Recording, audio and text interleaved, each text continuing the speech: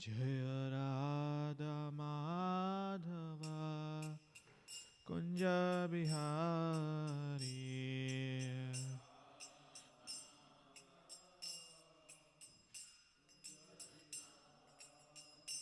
Jaya Gopi Jana Vallabha Girivaradhari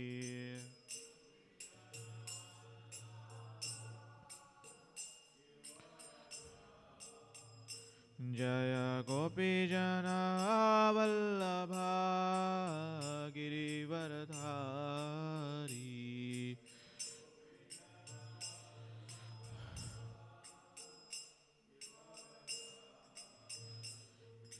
Yashoda Nandana Braja Jana Ranjana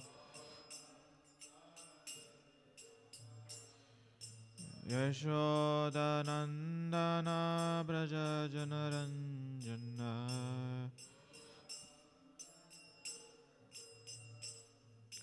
Yamuna Tira Vanachari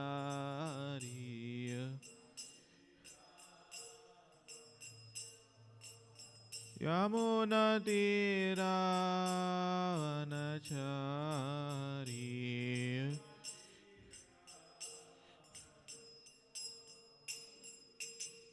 Radha Madhava Kunja Bihari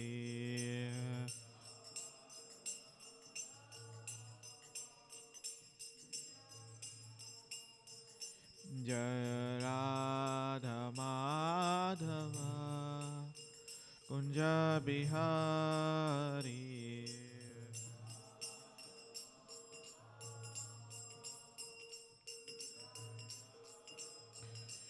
Jaya Gopi Jana Vallabha Girivaradhari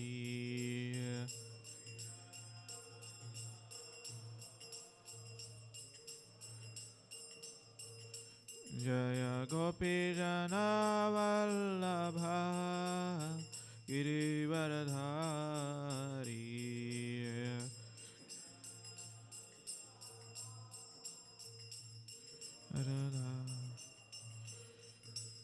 Yashoda Nandana Braja Jana Ranjana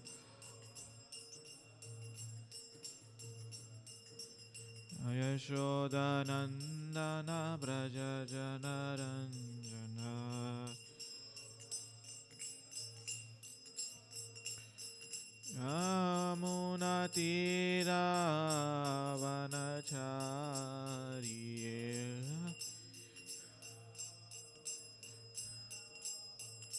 Yamuna Tira Vanachari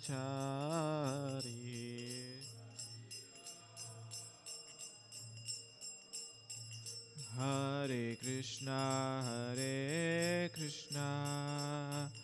Krishna Krishna Hare Hare Hare Rama Rama Rama Hare Hare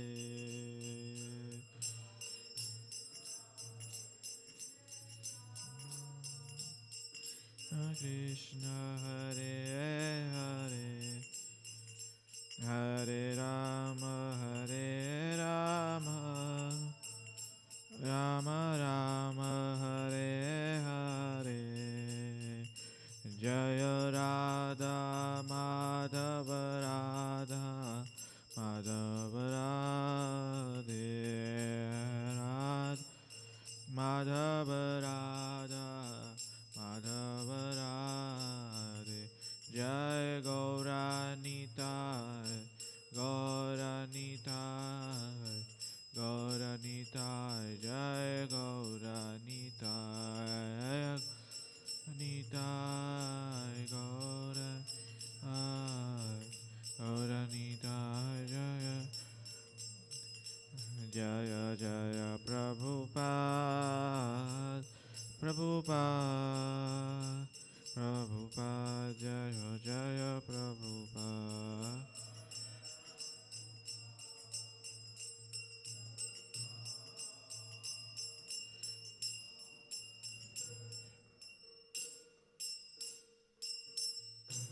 Gaur Premanande Jayam Vishnupad Paramam Saparilajakarya Stotra Srimad Divine Grace Abhay Charanarvinde Sri Bhaktivedanta Swami Srila Prabhupada Ki Jayam Vishnupad Paramam Saparilajakarya Stotra Srimad Divine Grace Bhakti Siddhanta Saraswati Goswami Maharaj Srila Prabhupada Ki Ananda Koti Vaishnava Vrinda Ki Grantaraj Srimad Bhagavatam Ki Itai Gaur Premanande. All glories assembled devotees, all glories assembled devotees, all glories to Shri Guru and Gauranga, all glories to Prabhupada Ki. Hare Krishna. We are reading from Srimad Bhagavatam, Canto 11, General History, Chapter 7, Lord Krishna instructs Uddhava. So we will read 65 verse, which is on the board. Gapnoti swatmajan vikshaya balakam jalasmritayan tanna bhavayat karshanoti karshoto bhriya dukkhadaha. Kapoti svatvajan vikshaya balakan jalasmritayan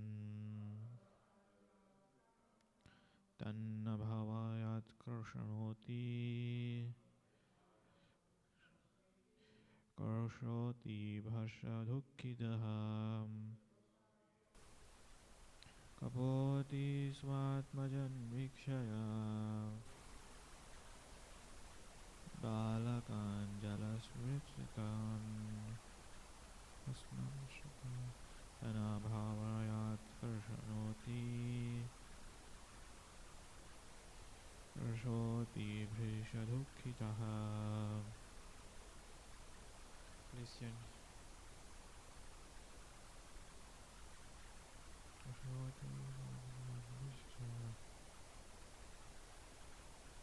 Balakanjala samsrita tanabhyavahat karshanoti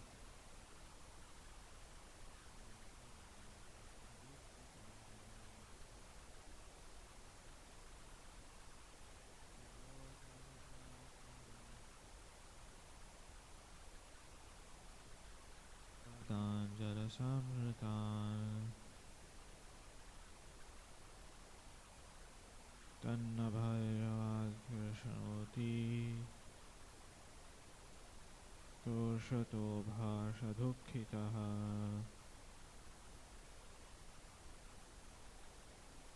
Kapoti svatmajan vikshaya balakanjala samritan tanabhyavat karshanoti roshato bhisha dukkhita. Thank you very much.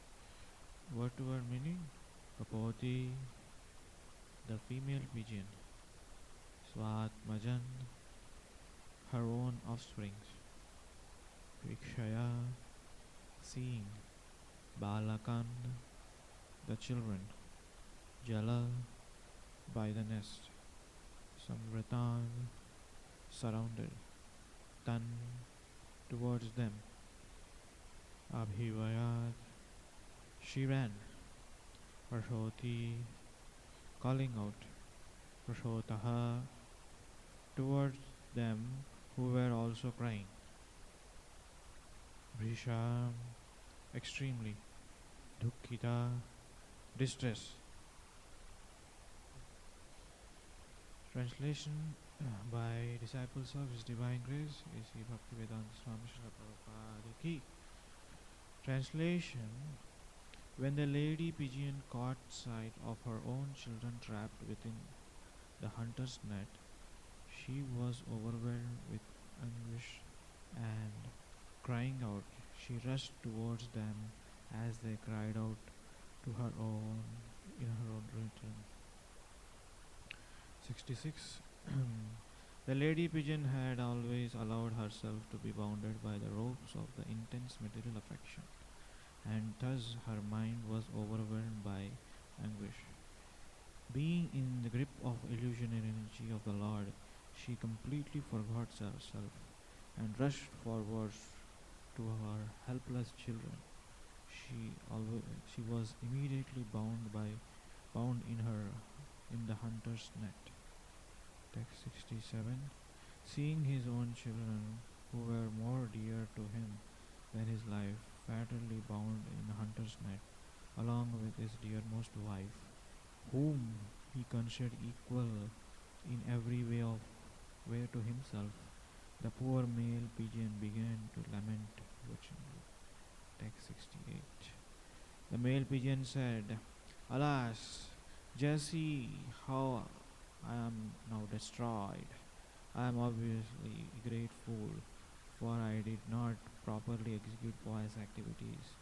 I could not satisfy myself, nor could I fulfill the purpose of life. My dear family, which was the basis of religiosity, economic development, and sense gratification, is now hopelessly ruined." Purport. Srila Sridhar Swami explained that the word atrapasya indicate that the pigeon was not satisfied with the sense gratification he had achieved, although he was completely attached to his wife, children, and nest. He could not sufficiently enjoy them, since there is ultimately no satisfaction in such things. Akradhavasya indicates that his hopes of dreams for future expansion of his sense gratification were now also ruined. People commonly refer to their home as sweet home as their nest, and the money put aside for the future sense gratification is called the nest egg. Therefore, all of the lovebirds of the material world should clearly note now here, so-called wife, children, and fortune will all dragged away in the hunter's net. In another word, death will finish everything. Om Ajnanatimirandhasya Jnananjanam Shalakaya Chakshurmitam Yena Tasmai Sri Gurave Namaha. Sri Chaitanya Manobhishtam Sapitam Yena Bhutale Swayam Rupa Kadamayam Dadati Swapadantikam. Vandeham Shri Guru Shri Uttapadakamalam Shri Guru Vaishnavamscha Shri Rupam Sagrajatam Parijana Saitam Krishna Chaitanya Devam Shri Radha Krishna Padam Ragana Lalita Shri Vishakamscha. He Krishna Karuna Sindhu Dinabandho Jagatpate Gopesha Gopika Kanta Radha Kanta Namostute Tapta Kanchana Gaurangi Radhe Vrindavaneshwari Vrishabhano Sate Devi Pranamami Haripriye Vancha Kalpatarubhasya Kripa Sindhu Bhaivacha Patitanam Pavanebhyo Vaishnavebhyo Namo Namaha. Jai Shri Krishna Chaitanya Prabhu Nityananda Shri Advaita Gadadhara Shivasadi Gaura Bhakta Vrinda. Hare Krishna, Krishna Krishna, Hare Hare, Hare Rama, Rama Rama, Hare Hare. Thank you all very much for coming this morning's session Bhagavatam class. So I'll once again read this translation of the 65th. When the lady pigeon caught her sight of her own children trapped within the hunter's net, she was overwhelmed with anguish, and crying out, she rushed towards them. They cried out in her return. So, Srimad Bhagavatam gives an example where extreme, like we see the people who are more attached to the material things. Like we see the Maharaj Jadavarat and persons, like we see the king and Like we see the people who are more attached. Why Srimad Bhagavatam, Bhagavad Gita gives an example, only one? Because from the one example, we have to learn many things. You know, just like people just by seeing the change, hearing the change, and by seeing and hearing, by undergoing, people won't change. So Bhagavatam gives a clear example. So Bhagavatam or Bhagavad Gita teaches us, many various teaching, many various knowledge. So the world teaches that leave the situation. But that's what happens in Bhagavad Gita first chapter. Arjuna was leaving the situation. Why? This is connected to this lady pigeon. She was trapped, and her children were trapped. Some people, we see that in the material world, if some near dear ones die, either they cry so much or they don't cry so much. Some people get, internally they get mad because they don't want to put out their emotion and they become mad person. Have you seen? Some people, they don't cry at all, and some people, they rush towards as if so much attachment. Bhagavatam, Bhagavad Gita teaches us that many lessons. First thing is that people will see, okay, somebody dies in a home, somebody is already suffering from cancer or big disease, and they see, and they will, after that they will speak few smashana vairagya words. Oh, life is this much. The words which were spoken on the graveyard, it will be there only. Life is this much. We should not do anything. We should work. We should. At that time, naturally, the philosophy renunciation will come out without asking. When you go to the atmosphere where graveyard or somebody's people is dying, naturally from our heart that awakens renunciation. They will leave the situation. See, world teaches leave the situation, but Bhagavatam, Bhagavad Gita teaches learn from the situation. The point I'm making is that Bhagavatam teaches learn from the situation. Like this pigeon is so attached to his children, and when the children were trapped in a hunter's net, and she also rushed towards it, and after seeing that husband pigeon, he also poured out it. So from this we have to learn from the situation. It's not that we should not be sentimental, and we should not be attached to the family members. It should not be like that. It is not that the meaning. We have to be attached, provided towards Krishna consciousness. Like for example, there are two examples. One is Dhruva Maharaj. When he was living in this world, he was on the Vaikuntha aeroplane. Still he was thinking of his mother.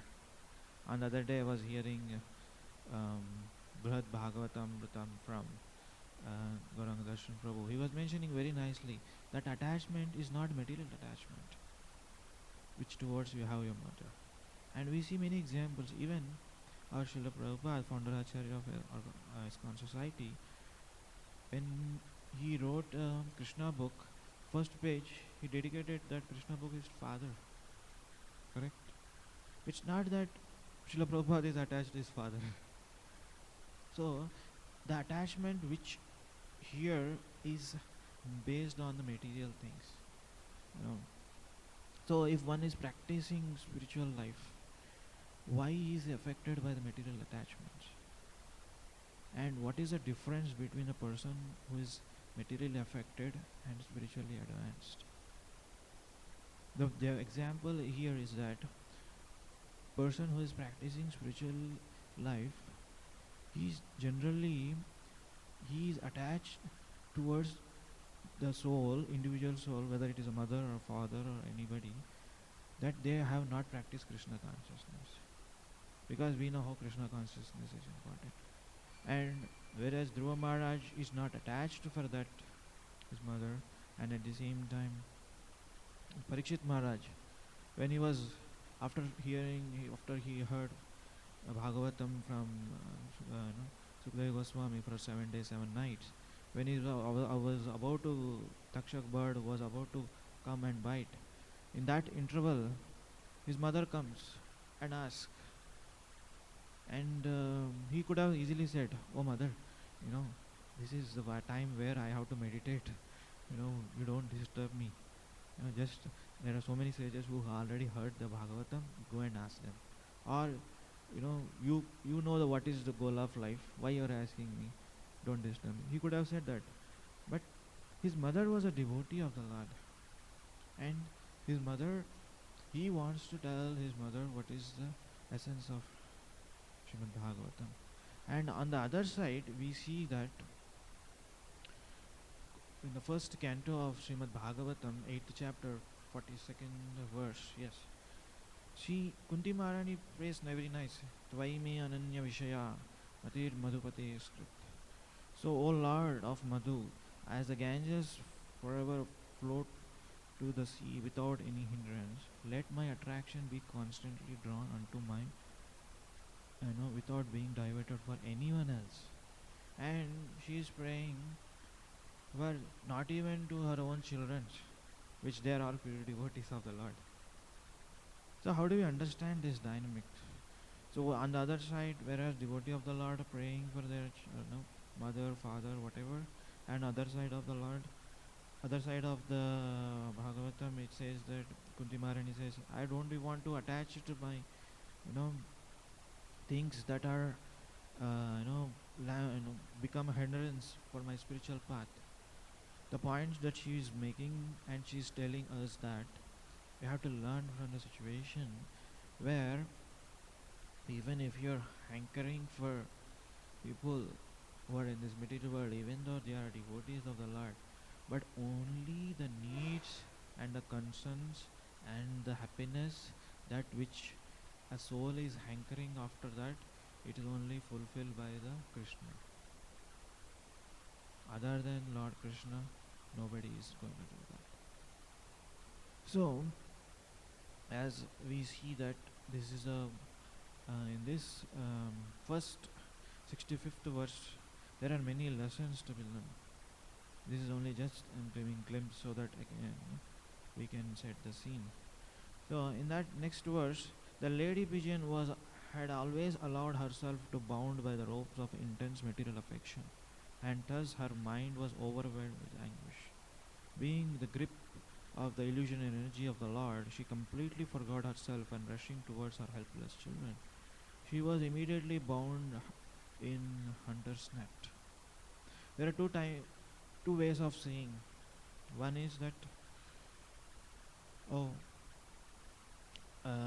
it is a natural for a mother or a father, or in that matter any relationship. If somebody is undergoing suffering, if somebody is put it in situation like this, it's a natural tendency that you have to do, you will do, and you are provoked to do something at that point of time. And at the same time, we have to learn what is our limitation.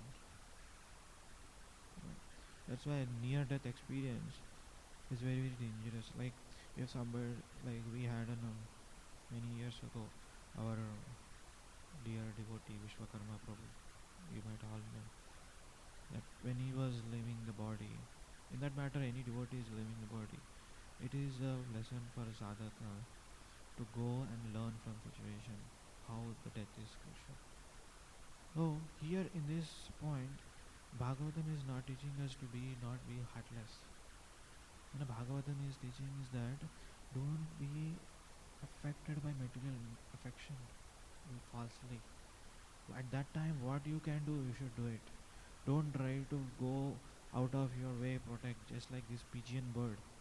Sometimes we see in the, of course, I can give one example from the material point of view. Some people, especially we see that in the short videos, some If a person is dying or if a person is in danger and another person goes like hero and he will catch hold of him. Usually we see in the movies, and from the movies people imitate like that. So they go out of their way and they don't know they themselves are in danger, but they are trying to protect others. So they, as is a natural thing that mother does not want, or in that sense parents doesn't want their children to be suffer. Here the lady pigeon was also doesn't want his children to be suffer. It's only one mother heart. Krishna has got many millions of mothers heart, and he doesn't want us to be suffered.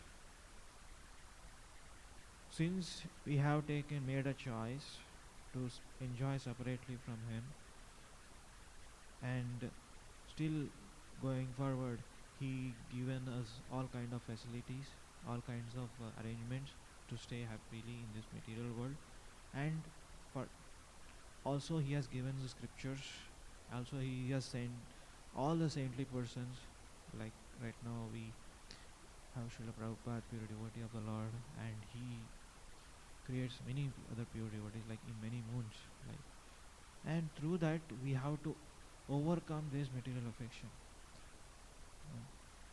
It is the Lord is mercy is giving, even though the simple thing, whatever we are eating, food or prasadam, are we doing any endeavor to digest? No. There is a fire, Jataragni, it is doing its job, and it is under the Krishna's control. Not only that, all the body parts. So all the body parts that we are moving, hands, legs, eyes, ears, there are many millions of demigods that they are in charge. They are just working because they are under the Supreme Lord. If Supreme Lord took out his just 1 second vision, if some nerve in our brain gone means then we become paralyzed. So we have to understand this, and we have to try to endeavor to real affection towards Supreme Lord. So all the we have to overcome, we have to fight with the situation. The anartha nivritti doesn't nothing but fighting with our situation. The whole Bhagavad Gita teaches about Krishna has given everything to you. He has given tools, weapons and everything, shastras, everything. Krishna will not lift any weapon. We have to lift that weapon, we have to fight. If we are not fighting, Krishna is not going to do anything. If we are not getting get rid of this material affection, he is not going to intervene our little independence that we got. That's why Arjuna, when he told that I want to leave this situation, but Krishna told, learn from situation, don't leave. And after telling Bhagavad Gita, he said that it is what knowledge. Now it is up to your choice whether you fight or quit. So with anarthas and with the affection that we are having, that we have to fight, because the fighting duty is us, like Arjuna. So this material energy is very very strong. Completely forget ourselves what we are doing in that sense, and we rush towards helping conditioned soul, or towards something which is they don't deserve that. What else we can do is that we can just pray for them if you are so affectionate, and if you are praying for them sincerely, then they will get a next life as a devotee body. They may take birth in the devotee's family, and at the same time we should understand what is our limitation. So in the next 67th verse, seeing his own children who were more dear to him than itself, fatally bound by her hunter's net along with the dearmost wife, whom he considered equal in all way herself. And the poor male pigeon began to lament. So, people in this world, they lament for something which is not substantial. There is affection, lamentation, which is misplaced. There are three affections. One is misplaced affection, one is rightly placed affection, one is another thing is no affection at all. Some they have everybody in this world. They are not heartless. They have some affection towards somebody in this world. May not be friends, may not be parents. Somebody they will have affection. If they don't have any affection, at least they keep a dog. They will have affection on the dog. Correct? When they leave the body, they leave everything on the dog's name, so that dog can be happy. So here, whatever the affection, whatever the emotion that we are having, it is Bhagavatam, our acharyas, they are not saying to stop their affection, dovetail their affection towards Supreme Lord. We are not a stone. That stone does not have any affection. So each and every one of us, we have some kind of affection. Krishna is saying, dovetail those affection. And how you dovetail, that is your battle. You have to tell, because he has given all kinds of tools, all kinds of weapons. Yad anudhyasani karma gandhi nigan chindanti kovidastasya kona kuryat katharathim. So yad anudhyasani, so whether you contemplate on the Krishna's pastime, Krishna's glorification, Krishna's Bhagavatam, Bhagavad Gita scripture, or whether you anudhyasa on your sense gratification or material affection, or do that, then it will have an equal and opposite reaction for that. Then you will cut the material affection. If you dovetail your affection towards Supreme, you cut the material affection. You dovetail your affection towards material, you cut the Krishna's affection. It is neither way. It is like you are surrendered into Maya or Krishna. There is no in between here. Same with emotions also. Whether you dovetail your emotions towards Krishna, or whether you dovetail your emotions towards near and dear ones. So the poor male pigeon began to lament, "No, I have not done anything. This is waste of my life." Because he has so much affection that cannot able to overcome. Now I'll read the 68th verse, which is very, very nice. A male pigeon said, "Alas, just see how I am destroyed. I am obviously great fool, for I did not properly execute pious activities. I could not satisfy myself, nor I could fulfill the purpose of life. My dear family, which was the basis of my religiosity, economic development, sense gratification, now hopelessly renewed." So the male pigeon is lamenting about his wife, children, and sense gratification. Basically, sense gratification, which is like a fire. The more you gratify your senses doing sense gratification, it is like adding ghee into the fire. The more it will come. At one point of his time, one has to get distressed with the sense gratification. Then only spiritual life begins. If person is not getting distressed with the sense gratification, then there is no question of spirituality.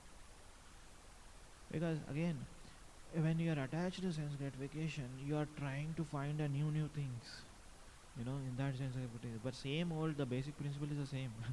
But you are trying to find a new way of doing sense gratification. Just like anything you take, for example, take a food. You open a restaurant where you make a number of varieties, and the next week there will be another restaurant, he will make another n number of varieties of food. But the food is the same. What is the purpose of food? To satisfy hunger, to give you energy. But the varieties of sense gratification people are trying in this material world, but at the end of sense gratification, what they are becoming? Distress, hopeless, not satisfied. But a point, the sense gratification which we have to stop, where it is, and one has to understand that it is ruining my life, it is taking my time, it is taking my energy. Then only you can dovetail your sense gratification, the energy that you have, you put towards spirituality. Just like we have things that around us, that can be used in sense gratification, that can be also used in Krishna's satisfaction. Like other day, like last week, you were mentioning, Srila Bhaktivinoda Thakur given a nice example of what is sense gratification. The purpose, what you see, this mic stand, this some things that we see that this can be only used giving Bhagavatam class. This is only meant for Bhagavatam class, and this is not meant for anything. But a person who is, sees everything as sense gratification, this mic he can use for singing mundane songs. Same with the body, same with the eyes, same with these things, our sense organs. So that can be used in this Krishna service. So although we are using everything in the sense gratification, why we are not able to get the taste? Why we are not able to understand what is the limitation? Though I am using my all senses in sense gratification, not in sense gratification, Krishna service. So why there is not attraction growing? One has to ask for his own question. So if we ask that question, then Krishna reveals answer. The answer which I got may not be that answer suits for you. Sometimes the basic principle is that the people in this world, they try to make the things happy. In the material world, try to make things happy, make children happy, make wife happy, make good happy. The whole contemplation, thinking, and that's what's going on. But all these things doesn't come after our life, when death comes. Bank balance, money, emotions, anger, greed, lust, all these things doesn't come after life. Think that what comes after life. Yam yam vapi smaranam bhavam tadatyanti kalevaram. So what is that thing we should think now that will come after life? Krishna consciousness. That we have to do more. That we have to put our energy more. And then only this material affection is possible to cut. So the living being, however he must be, and we must have feelings, affections, but these are symptoms of life. But the symptoms of life, we can dovetail towards Krishna consciousness. When we dovetail, how we can dovetail Krishna consciousness?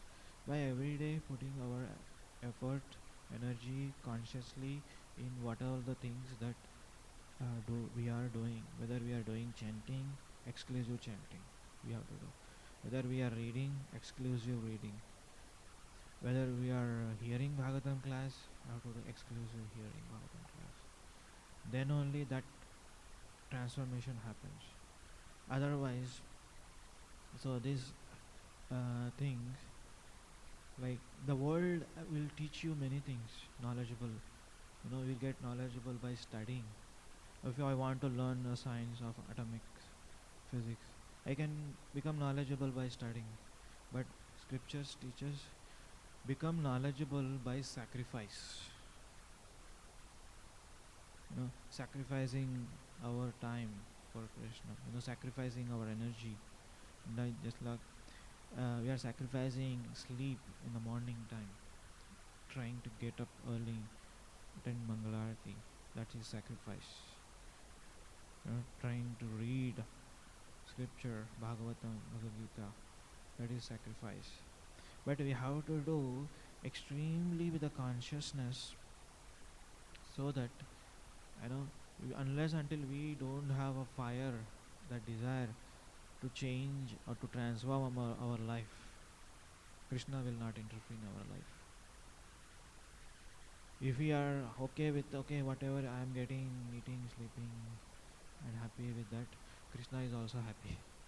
Okay, you don't disturb me, I don't disturb you. Maya is always there to disturb you. Why will I disturb you? Okay, you are happy with whatever you are doing. Yes, please go ahead.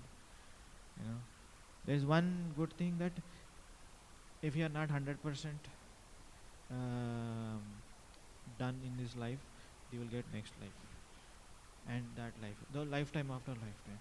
But a person who is seriously in Krishna consciousness, seriously in advancing, making himself advance in Krishna consciousness, every day he tries a best.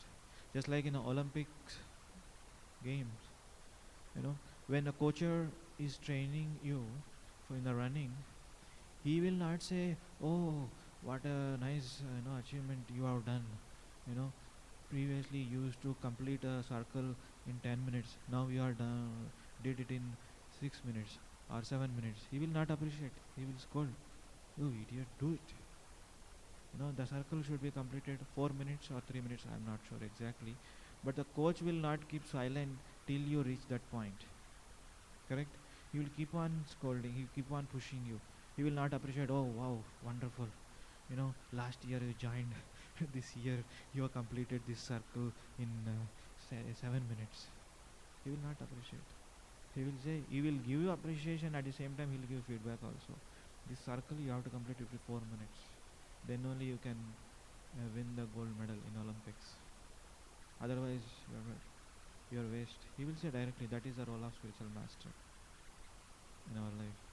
You ask spiritual master how to advance in life, how to do this. He will always raise your benchmark every day. I had experience recently serving my spiritual master. Though I'm just giving my own example, sorry. Though I was driving, but my Guru Maharaj is always correcting me.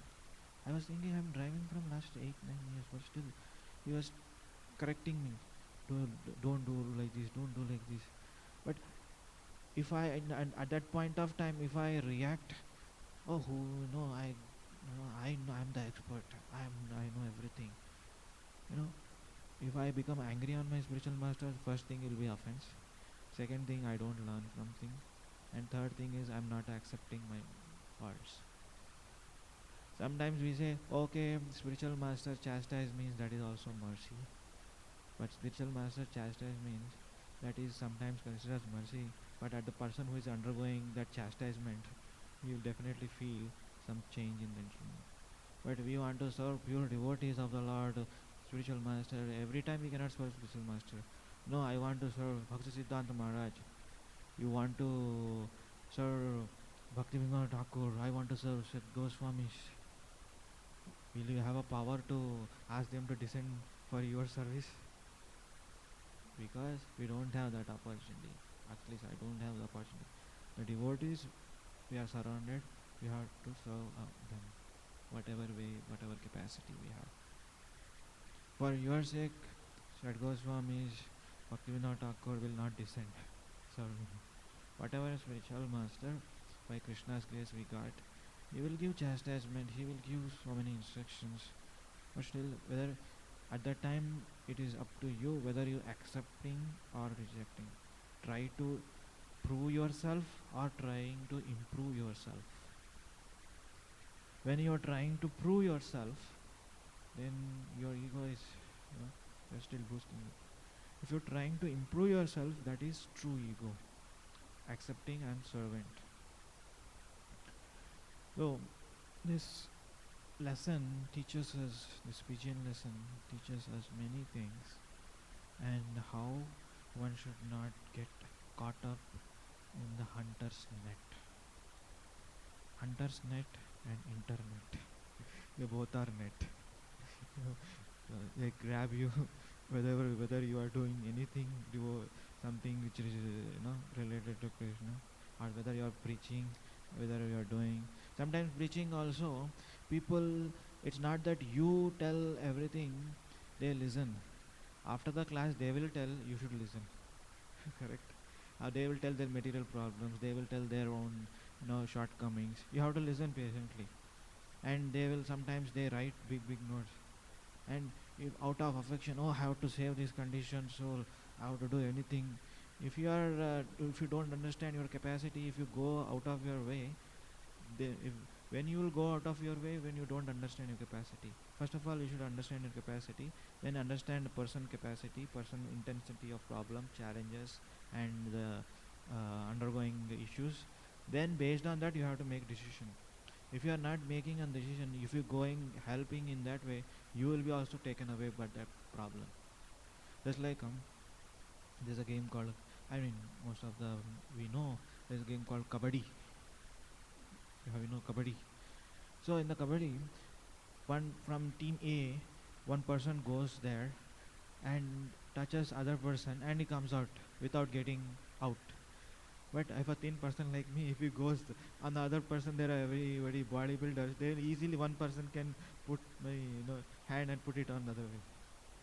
But rather are we very strong? But when we see that pure devotees like Srila Prabhupada, he came on other way, the material world, where is the United States of America, where everybody are 100% material interest. He pulled everybody on this side, on his team. You understand? He went on the other way. He went on the other side of the material world. He pulled everybody towards spiritual life. Whereas sometimes go out of preachers preaching or anything, that we are going out of our way. Instead of pulling them to our Krishna consciousness, they will pull towards their material consciousness. Just like a tug of war. In the tug of war, both sides and energy is applied, and depends on how much energy you applied, pulling a conditioned soul towards Krishna consciousness. So finally, the hunter's net, we have to be very careful enough, and we don't have to be dragged by the hunter's illusion, saying that, oh, I have to go, I have to save something. But first of all, we have to understand what is our capacity, and based on the capacity, and we have to take. That's why when we are preaching, it is very important to take the help from the devotees around us. I have got this problem. This person write this email to me. He has so much material problems. He has undergoing this surgery. So what we can do? Devotees will help. Senior devotee or whoever devotees around you, they will help us. If you are thinking, I am the doer, that is another way of envy towards Krishna. But Krishna is all protector, and if you are showing yourself, I am your protector, that means you are envying Krishna. Correct? That's why we have to take the help of the devotees and the senior devotees, whoever devotees whom you know very well, whom they have been preaching for many years. They know what to do at this point of situation. Okay, I'll stop here. Any comments, questions, corrections?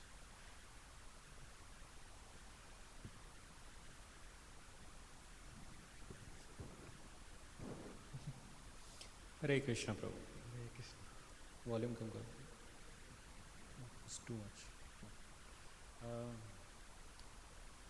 Whenever I have read this pastime or this section of pigeon story, in Bhagavatam, the two mysterious story or discussion I find is this one pigeon story, as well as Rahugan and Jad Bharat story. Because many times I get confused in how to apply those teachings in practical life, because those teachings are confusing for me at least.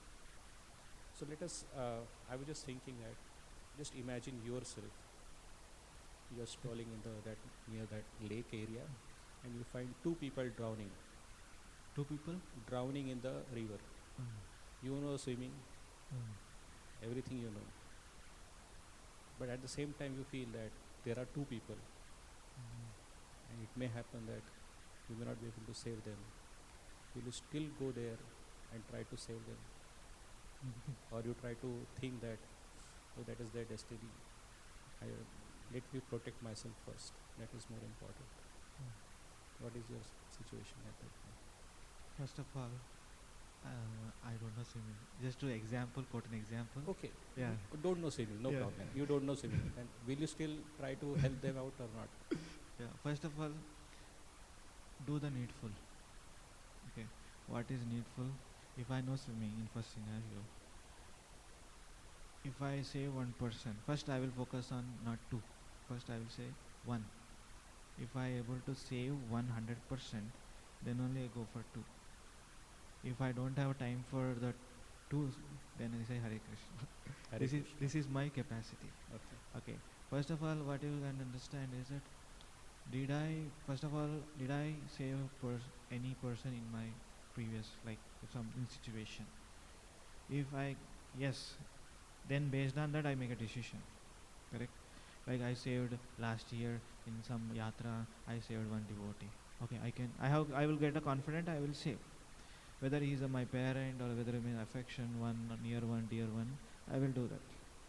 If not, there is a needful to be done. First thing is that you look around the lifeguard. That's Hypothetical question again. Nobody is there. yeah. That's okay, all. Those two people are me and Hari Bhakti Prabhu. Just imagine. We both are drawing. We don't know swimming. And also you also don't know swimming. Then what you will do at that time? And say Hare Krishna. Hare Krishna. Because I don't know swimming, I can pray. If there is nobody is there, I can call 911. That's phone I have. I can call at least that one. At least I can save your bodies, so that So what is the purpose of the thing is that like whatever we have to do, know our capacity. Based on the capacity we have to act. Sometimes we don't know of the capacity. At the same time, we should not become too much judgmental of our capacity. No. Krishna gives you intelligence at right point, right time, right place. This is my realization. Whenever the situation comes, for example, I'll tell my own personal example where my near grandmother died. I was only one person, the same example.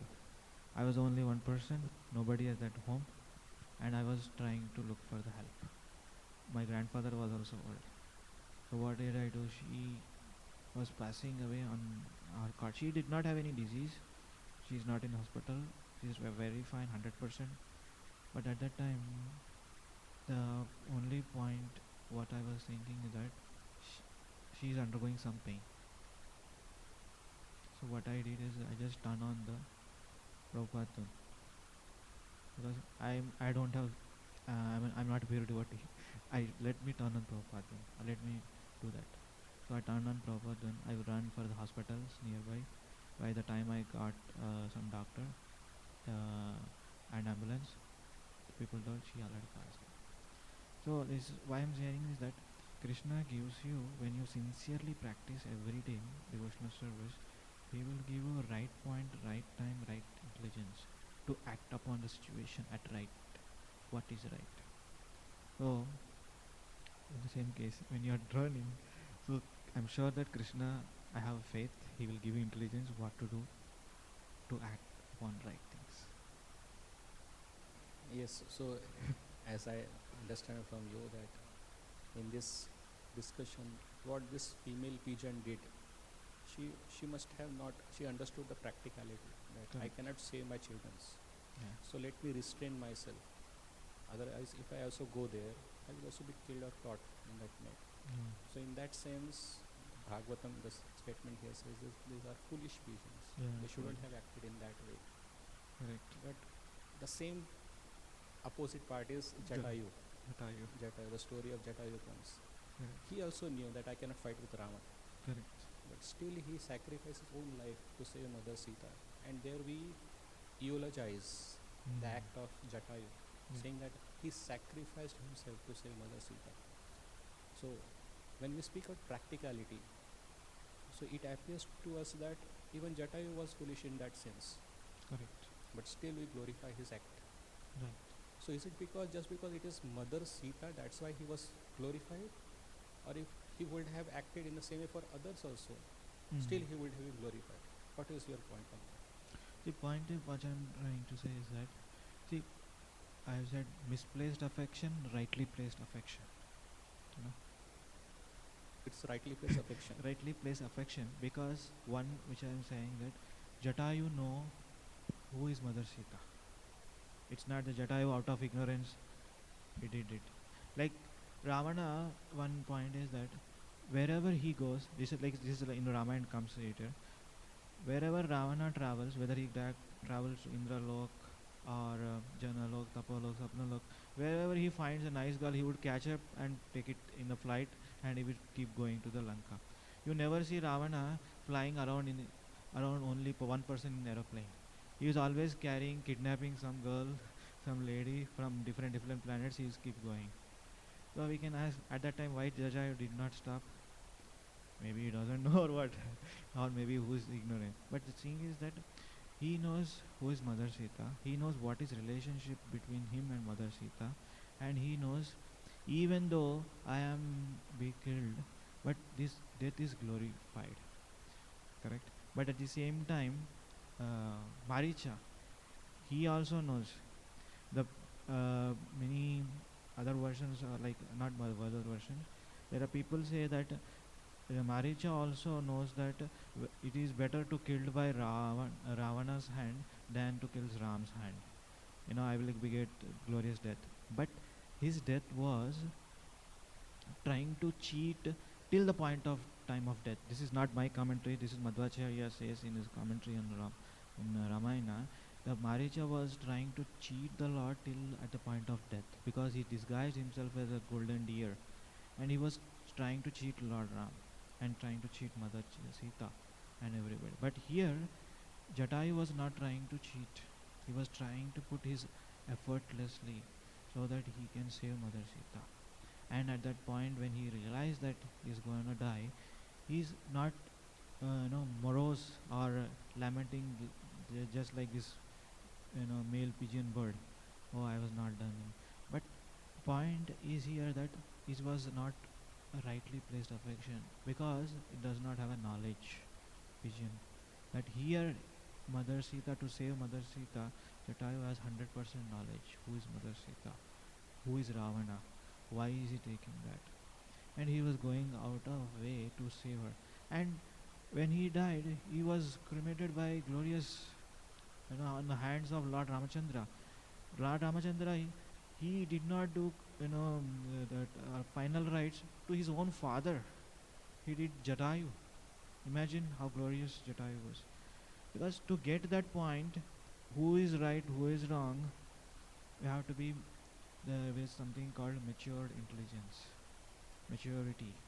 We need to have maturity. When we will get maturity?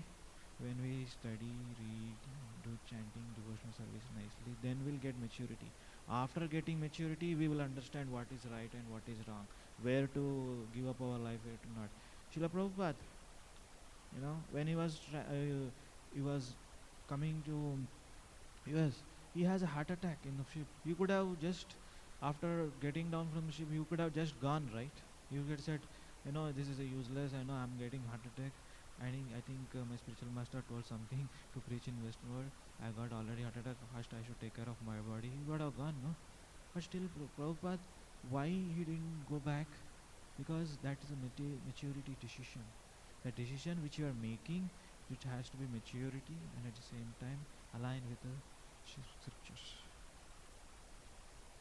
One more. You said that about Jatayu glorified, but this all thing happened, we know, because Correct. what further happened, what Correct. Prabhupada also did, we glorify Prabhupada because what happened after that. Yes.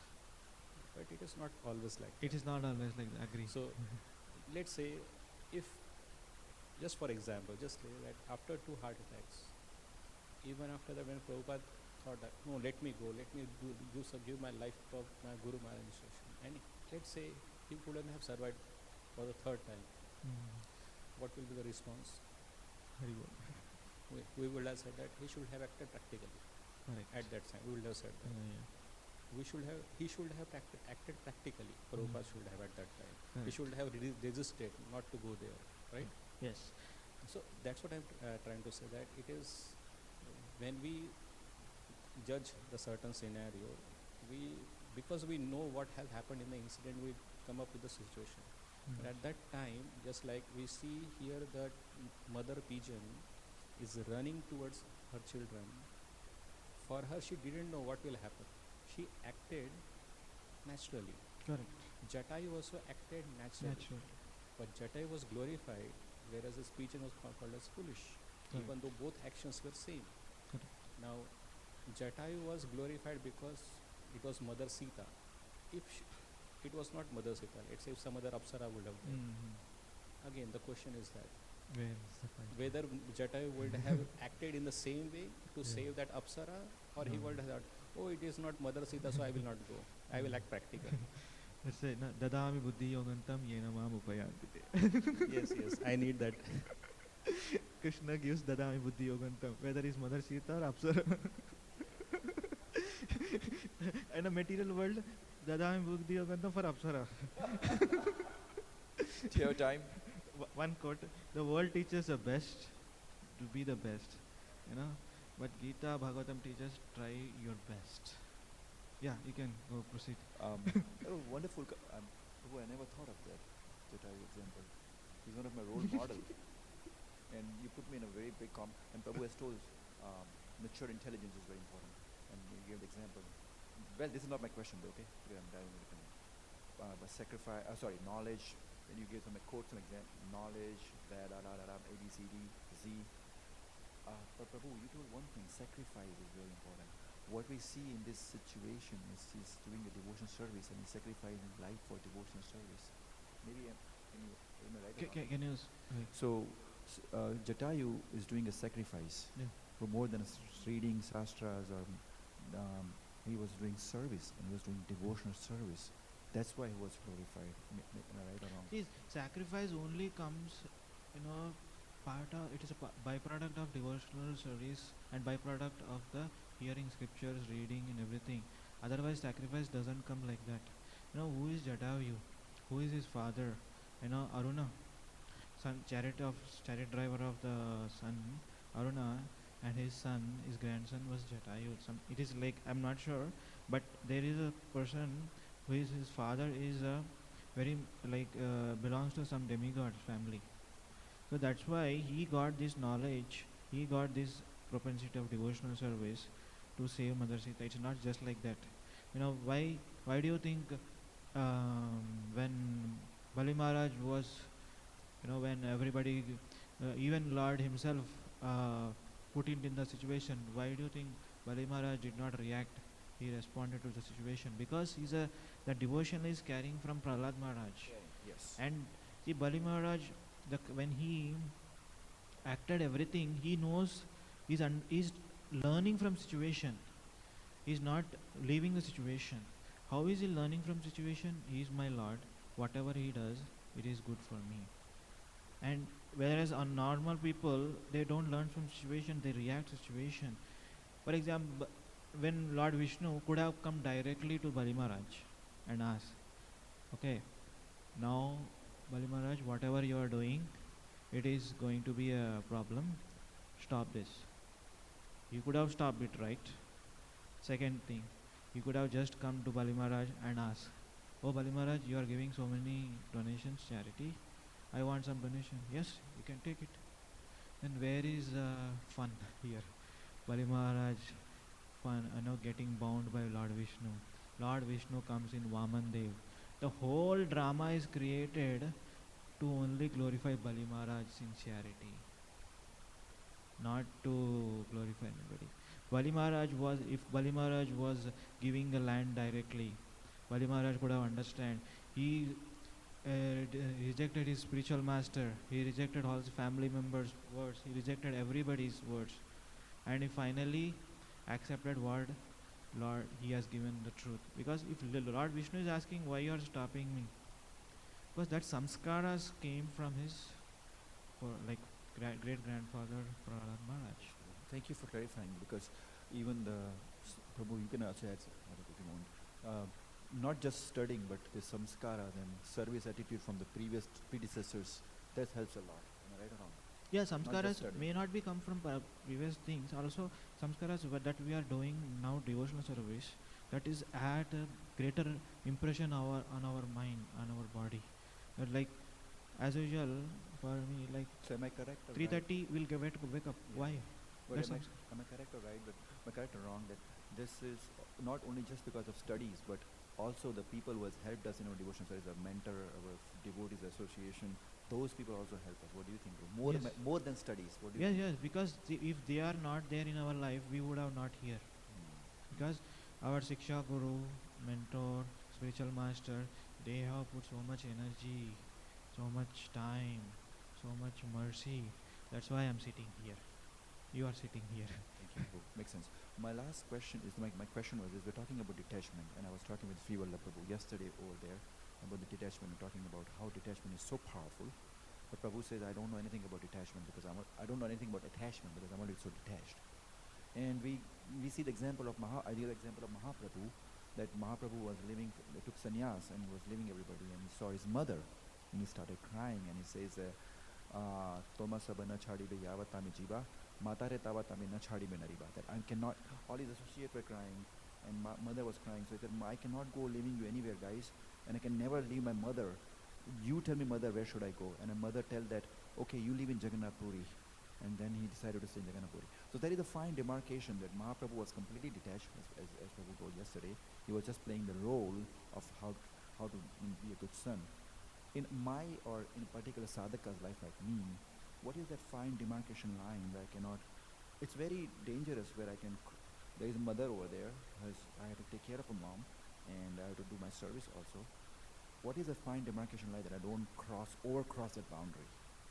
See, one thing is that each one's surrender unto the Supreme Lord depends on each one's surrenderness. As you say, my mother is in India. It's not that I am great, you are not. It's not like that. But each one's surrenderness, each one's faith. If I know I'm doing right thing, then definitely Lord is protection. If I know I'm doing wrong thing, no matter how much material things I have, still I cannot protect. If I know I cannot protect my mother, even though I am a doctor, still I cannot do anything. If I know I am not a doctor, still I am trying to do sincerely whatever things that I am doing, sincerely to the Supreme Lord, devotional service, devotees service, Vaishnava Seva, then definitely that faith should come upon each one's realization. It's not my faith. So the line where you are drawing is that you have to ask this question for yourself. You'll get that answer. That answer will become ever for you. I have asked this question for myself. I got an answer. Sincerely do the service. Then definitely Lord will protect. Sincerely do your seva. Service doesn't only mean physical seva, chanting, reading, hearing, and controlling mind, body, senses. Sincerely we do our seva. We may fail many times. It's not we are not failing. I'm failed so many times. Sincerely we trying to do seva, and humility. And acceptance what I am. Krishna knows how to protect your near dear ones. But if you are doing something out of your way, that's why Jadabharat, why do you think he took a deer body? Because every second he was, while they were offering, where is my deer? While he was doing anything, where is my deer? Constantly his mind was wandering towards the deer. That's why when you are a Krishna, understand, okay, because Bhagavatam is giving extreme examples. That's why I said in the beginning, extreme examples where we can learn from situations. And Bhagavatam gives that example so that we should not try to, we are not at the stage of Jadabharat, Raga, Prema, Bhava stage. But Bhagavatam teaches even Bhava stage also you can fall. And another thing is that there are people who are fallen from that. So we are not, Bhagavatam gives the great examples, people who have done only one time mistake. Ajamil did one time mistake. It is recorded in Bhagavatam. Jadabharat did one time mistake. It is recorded in Bhagavatam. Parikshit Maharaj did one time mistake. It is recorded in Bhagavatam. Bhagavatam will not record people who are doing n number of times of mistakes. It is not recorded in Bhagavatam. That's the point I'm trying to say is that whatever we are doing, serving sincerely, to the Supreme Lord. Dovetail your affection like Kunti Maharani, praying, cut this affection towards my lineage, family members. Cut doesn't mean that you should not take care. Whatever your capacity, whatever your availability, whatever your energy, you have to do. But not giving up chanting for taking care of, giving up, reading, giving up hearing for taking care of family members. Even though you are in a home, you have to chant 16 hours. You have to read. These three principles, if you do, definitely your maturity will come. Reading exclusive, hearing exclusive, and chanting exclusiveness. When you just apply exclusiveness externally, internally. Externally, pointing, listening holy mantra, holy name of the Lord, and internally try to avoid all the kind of disturbances. And externally, while hearing Bhagavatam class, or not only here in YouTube or wherever, don't try to do multitasking in those areas. Chanting means chanting, no multitasking. Hearing means hearing, no multitasking. Reading means reading, no multitasking. Then you'll get a 100% right religion. Dadami buddhi yogantam.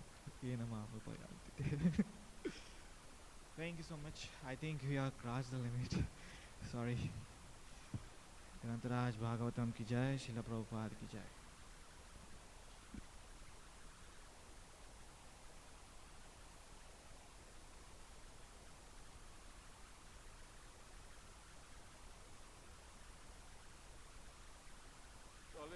It's always good to, whatever we have it,